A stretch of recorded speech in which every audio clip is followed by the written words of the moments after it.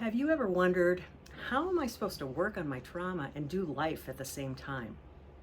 Well, I will address that question today. It's a common one for people struggling with trauma. Balancing your healing while managing daily responsibilities, whether that's your job or relationships or even self-care, that can all feel overwhelming. But with the right approach and a mindset that it's possible to heal without feeling like life is slipping away in the process, makes it possible. First, it's important to acknowledge that this is challenging. Let's start with that important truth. Working on your trauma while handling life's demands is tough.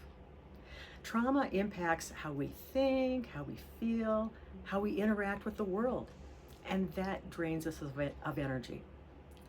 You might feel pulled in two different directions, towards healing and towards keeping up with daily obligations. But this challenge doesn't mean it's impossible. It just means the approach needs to be intentional. So, some strategies to balance your trauma work with your life would include, first, prioritizing and setting realistic goals. Healing doesn't mean fixing everything at once. Break it into manageable steps. Identify first what's most urgent, whether it's addressing a specific trigger, whether it's setting boundaries, or whether it's maybe just starting therapy. Whatever is most urgent, start that first.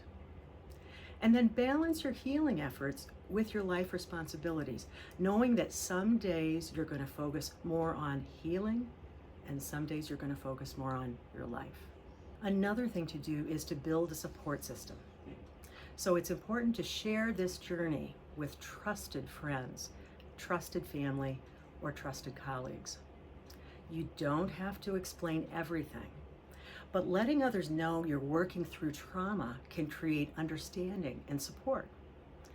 Similarly, professional support like therapy can provide structure, and it's a safe place to process the trauma without derailing your everyday life. Another thing to do is to integrate healing into your daily life. So use small moments in your day for mindfulness, whether it's deep breathing at your desk, journaling before bed, or taking a short walk during lunch. Use those short times for your healing. You can also practice grounding techniques, like focusing on your senses when feeling overwhelmed.